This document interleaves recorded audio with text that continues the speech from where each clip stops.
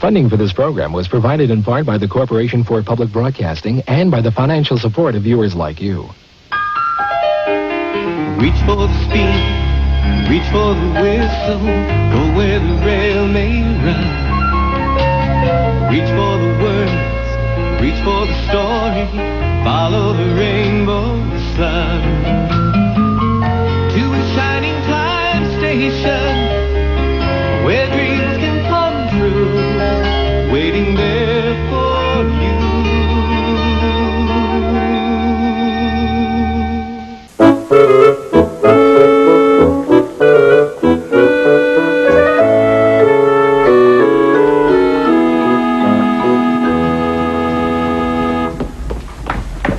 Oh, lemonade and cookies. How much? 5 cents, miss. Oh, well, Mommy can't complain about me spending that kind of money. Surprise! They're scrumptious. Here you go. Well, I'll just have to drop in again. Au revoir, kidlets. Congratulations, Jay! You made your first nickel. Why, that's almost 5 cents. But, it was just 1 nickel. How would you like to make 10 nickels? Yeah! How'd you like to make 50 nickels? Yeah! How'd you like to make 100 nickels? Yeah! But housekeeper, how do I do it? How do we do it? How? By forming a partnership with me. A partnership. Now, kids, you want to make money, don't you? Yeah! Okay, it's a deal, it's a deal. Now, you kids wait right here, okay? And I'm going to be back before you can slice a lemon with our new management team. Okay, partners. Is what? Hello, everyone. Hi, Mr. Conductor. Where have you been? Oh, I'm running in the Minkville Marathon against a tortoise. What are you doing here? Is the race over? Yeah. Oh, I left the tortoise at the starting line. He's so far behind me, I don't have anything to worry about. So I thought I'd come back here and relax for a while. Say, is that lemonade? I could use something cold to drink.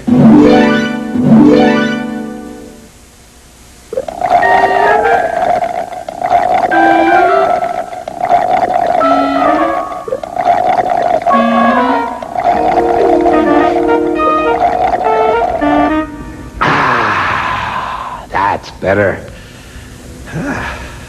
Hey, I see you've gone into business for yourselves. Well, we were in business for ourselves. Now Schemer's joined us. He said we'll make a lot of money. I don't like the sound of that. But he's our partner. Now let me see. That means he's one part and you're another part.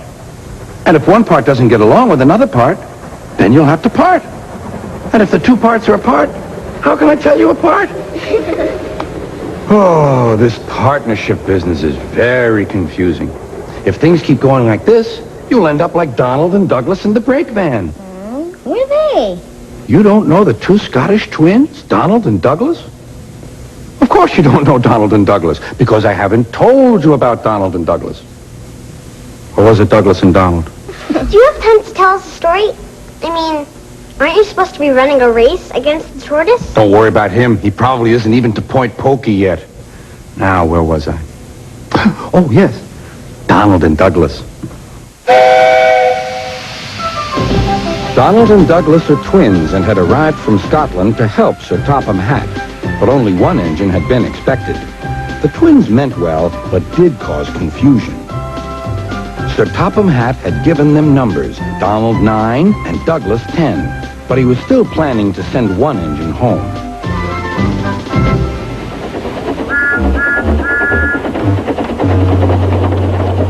There was a brake van in the yard that had taken a dislike to Douglas.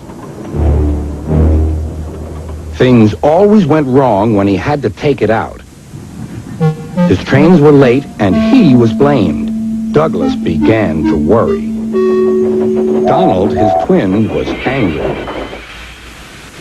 "You're a muckle nuisance," said Donald. "It's to leave you behind I be wanting." "You can't," said the brake van. "I'm essential." "Ah, are you?" Donald burst out. "You're nothing but a screeching and a noise when all's said and done. Spite doggy, would you? Take that! Oh! Oh! Cried the van. There's more coming should you misbehave. The van behaved better after that. Until one day, Donald had an accident. The rails were slippery. He couldn't stop in time.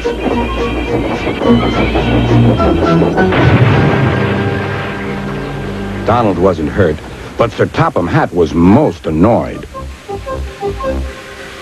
I am disappointed, Donald. I didn't expect such clumsiness from you. I had decided to send Douglas back and keep you. I'm sorry, sir, said Donald. I should think so, too. You have upset my arrangements. Now, James will have to help with the goods work while you have your tender mended. James won't like that. Sir Topham Hatt was right. James grumbled dreadfully about extra work.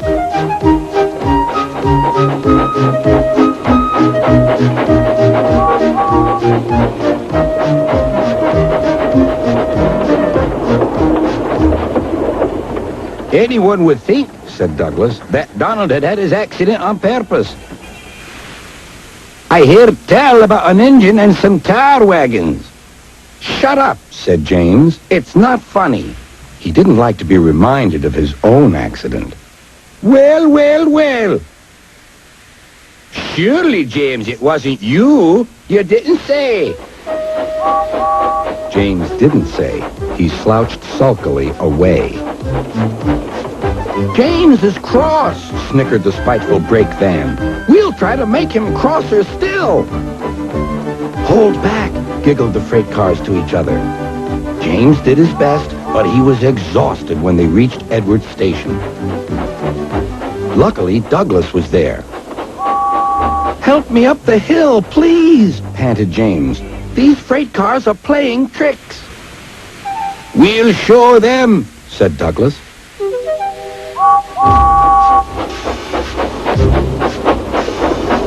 Slowly but surely, the snorting engines forced the freight cars up the hill.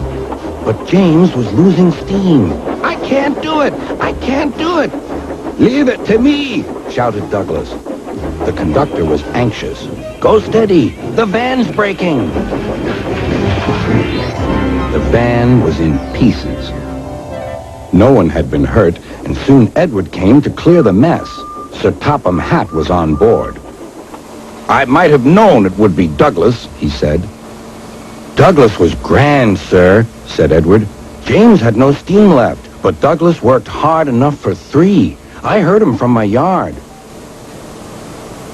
2 would have been enough, said Sir Topham Hatt. I want to be fair, Douglas, but I don't know. I really don't know. Sir Topham Hatt was making up his mind about which engine to send away, but that's another story. So, as Donald and Douglas learned, sometimes it's better to go about your business and not get sidetracked by the likes of a nasty brake van. Hello, partners and soon-to-be Lemonairs. Gather round while I introduce to you our new management team. I'm speaking of my nephew, Little Schemee.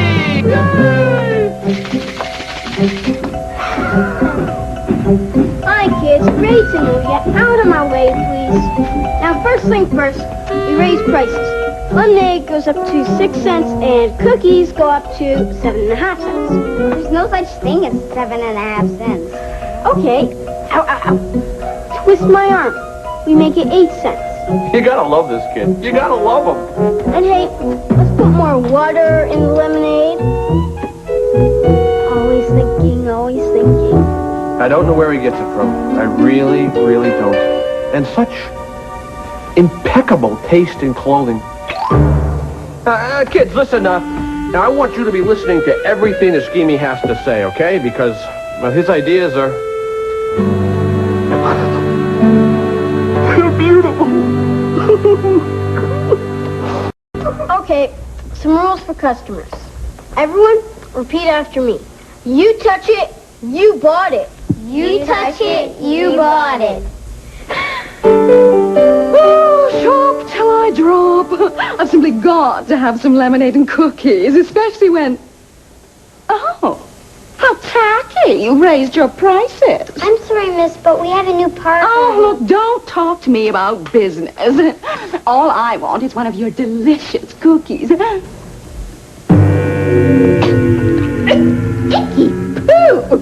Absolutely. I want my money back. Sorry, lady.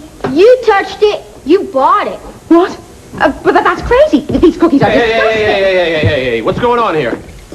Uncle Schemer, this lady's mad about the way I'm cheating her. I just had a perfectly dreadful cookie. Hey, come on, lady. Those are the best cookies this side of Dilly Lick. Really? Mm-hmm. And could you swallow one? Hey, as long as it's not my pride, I can swallow anything.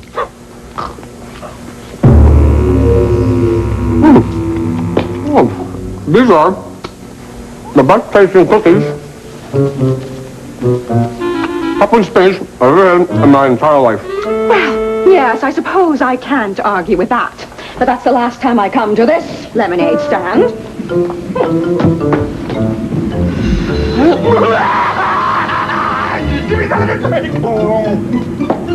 Schemee! Come on, move it! Yes, Uncle Schemer? Schemee, you're a genius. Those things are so bad, no one's gonna take them, so we can continue to sell them over and over and over again. Oh, hello, Schemer. Have you seen Stacy Jones? I've just got to find out what time the train from Cloggyville arrives. I'm expecting friends in for my garden party. Let me introduce to you my young nephew, little Schemee. It's a most sincere pleasure to make your acquaintance, Miss Smoot. Oh, what a darling little boy. I heard you were in town visiting your uncle this week.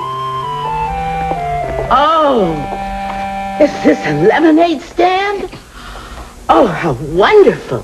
Ma'am, I'd be most honored if you let me and my good friends sell you our lemonade and cookies for your party. Oh, that would be perfect. Well, in that case, what the heck are we waiting for? Why don't we step outside, Schemee, and draw up a contract?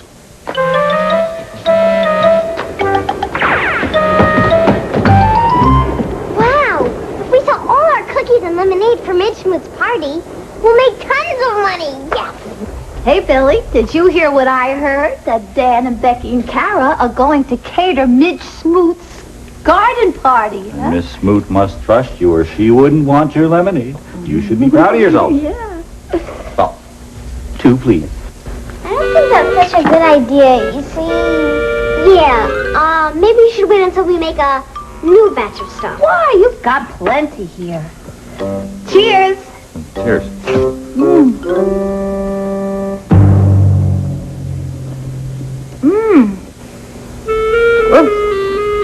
Very interesting. Interesting. Maybe some lemonade would be good. Yeah.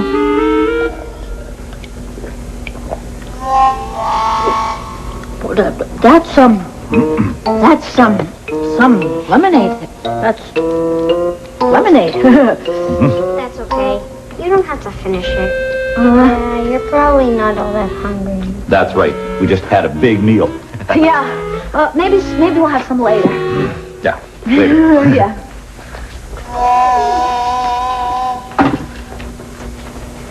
I'm not so sure what we're doing is right. Yeah, Billy and Stacy were just being nice. They think we don't know how to make good cookies or lemonade, but we do. Yeah. And we aren't, because we got too greedy. Pretty classy, eh? Lemonade man. Bye. You are thirsty? I knew you'd love it. Schemer, there's a problem. You see, we don't like the way things are going. Well, where are things going? We don't want to be cheating people anymore. Yeah, we're not being fair. Fair? Hey, the lemonade business is never fair. Kids, it's a dog-eat-cookie world out there. But, well, if that's the way you feel about it, all right. I accept your resignations. What? Yes, you're absolutely correct. If you're not happy here, bang, you should quit. But we're not. But there are no buts. There's no buts. The nickel stops here, kids. The nickel stops here. And, well, just to show you that there's no hard feelings from me and Schemee, here. I want you kids to have the last of the lemons. Like we would ever use them anyway. It saddens us, but, well, that is the way the lemon squirts. All we wanted was a lemonade stand so we could earn some extra money. And when we told Schemer and Schemee to make real lemonade and good-tasting cookies, they took away our stand. Yeah, they tricked us. Sounds like you tricked yourself. Besides, the way I see it, Schemer did you all a favor. They took away our stand. What kind of a favor is that? If you had it back, would you water down the lemonade and put pepper in the cookies? No. Well then, see, Schemer and Schemee showed you the wrong way to run a lemonade stand. The next time round, you'll do it the right way. How can there be a next time? They've got everything. Well, not everything. I still see some lemons out there. But Schemer and Schemee are already making lemonade. Well, there's more to making things with lemons than just lemonade. Like what? Well, like, let's be creative. You know, without being pie in the sky, of course. What do you mean? Pie! That's how we can make lemon pie! What a great idea. Why didn't I think of that? Or lemon tarts! And cookies! Yeah! This time we're gonna do it our way, the right way. The first job Tex and me had was inside a radio in a bank. Always had to play, Brother, Can You Spare a Dime? Well, that's why the best place to work is a train station. Because you get to play songs like... Erie Canal. Let's hit it.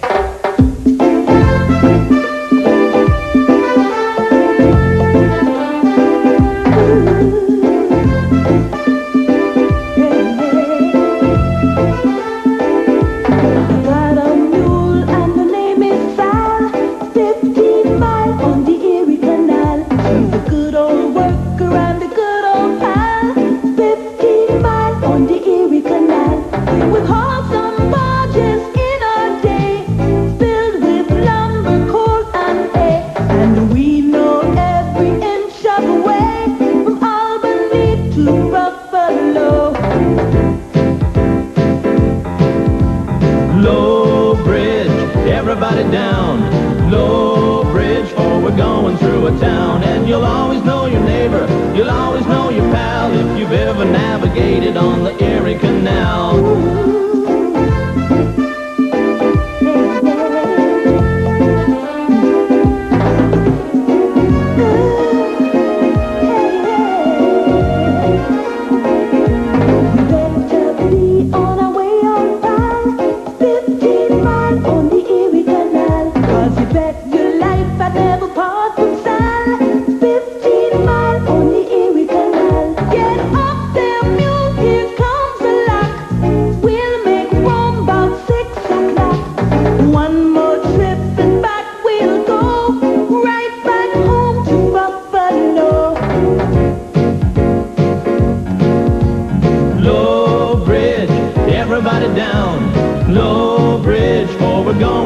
Town, and you'll always know your neighbor, you'll always know your pal, if you've ever navigated on the Erie Canal.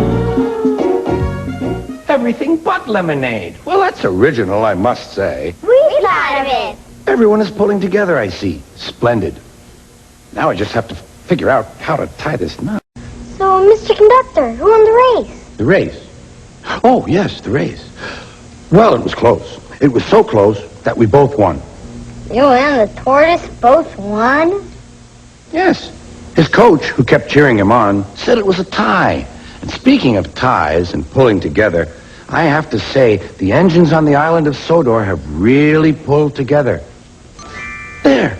I've got it. Why? What have they done? Let me try one of your lemon pies and I'll explain.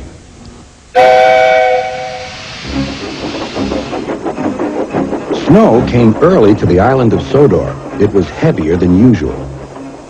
Most engines hate snow. Donald and Douglas were used to it. Coupled back to back with a van between their tenders and a snowplow on their fronts, they set to work. They puffed backwards and forwards, patrolling the line.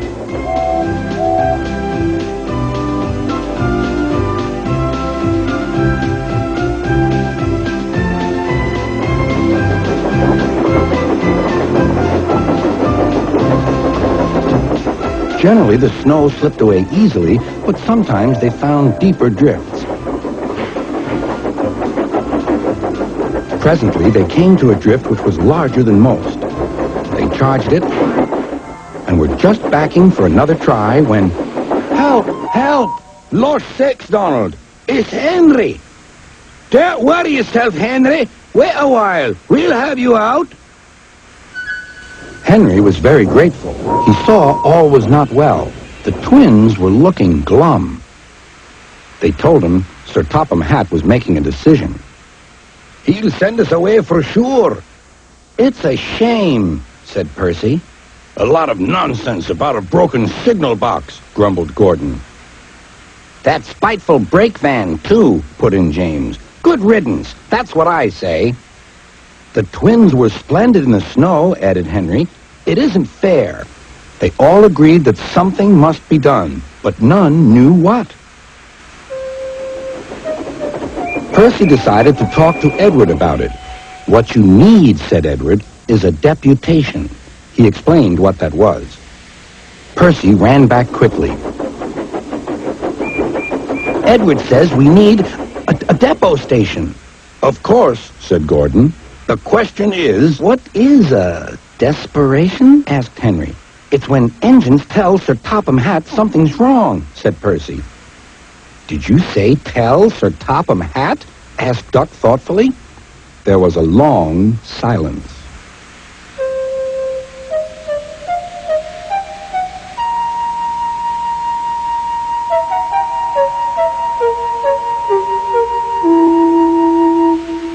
I propose, said Gordon, that Percy be our disputation. Me? Squeaked Percy. I can't. Rubbish, Percy, said Henry. It's easy. That's settled, then, said Gordon. Poor Percy wished it wasn't. Hello, Percy. It's nice to be back. Percy jumped. Yes, sir, please, sir. You look nervous, Percy. What's the matter? Please, sir, they've made me a desperation, sir. To speak to you, sir. I don't like it, sir. Sir Topham Hatt pondered. Do you mean a deputation, Percy? Yes, sir, please, sir. It's Donald and Douglas. They say, sir, that if you send them away, sir, well, they'll be turned into scrap, sir. That would be dreadful, sir. Please, sir, don't send them away. Thank you, Percy. That will do. Later, Sir Topham Hatt spoke to the engines. I had a deputation. I understand your feelings, and I've given a lot of thought to the matter. He paused impressively. Donald and Douglas, I hear that your work in the snow was good. You shall have a new coat of paint. The twins were surprised. Thank you, sir. But your names will be painted on you. We'll have no more mistakes. Thank you, sir. Does this mean the both of us? Sir Topham Hatt smiled. It means... But the rest of his speech was drowned in a delighted chorus of cheers and whistles. The twins were here to stay.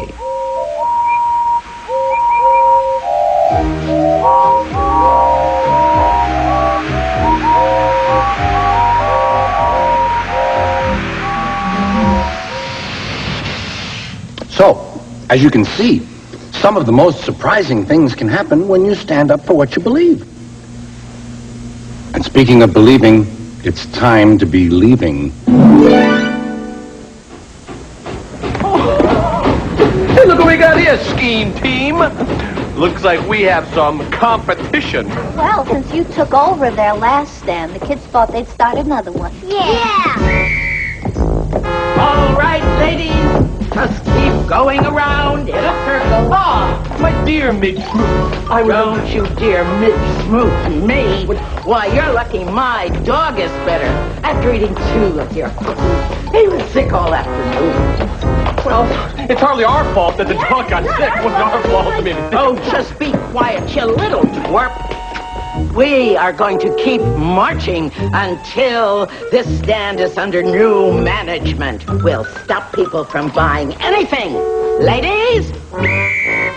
Wait a minute. You don't mean the arcade. I mean, that means no more money for the jukebox. People can't buy cheese. And I want my money back. New management. Come on. Go. Here it is. Here's the new management right over here. Ladies, hold your fire. Miss Smoot, we were wondering if you're still going to have your garden party. Oh, I'd love to, but I don't have any refreshments for my guests. Oh, but we do. See, we have everything but lemonade. Oh. And we have a policy. What kind of policy, dear? Well, we say that honesty is the best policy. Yeah. Oh, it'll be a pleasure dealing with honest people once more. Ladies, we have accomplished our mission. Kids, we'll see you at the garden party. As for you, schemer, if you ever try, or even think of trying, or consider pulling such a stunt again, I personally will bring every member of the Friends of the Flowering Cactus Ladies Auxiliary down here to Pickature Arcade. And that is no joke. Oh. Wait a minute. Friends of the Flowering Cactus Ladies Auxiliary? My mommy is in that group.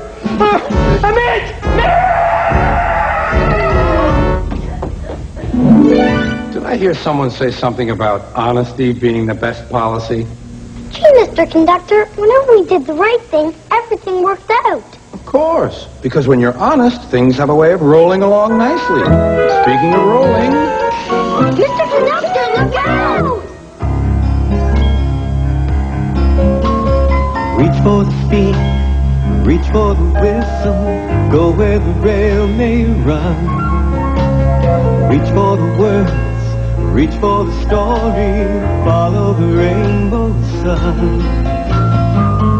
To a shining time station, where dreams can come true, waiting there for you. So much to see, so far to travel, so much to learn to know. Friends by your side, hopes to hold on to, who knows how far you'll go. To a shining time station, where dreams can come true,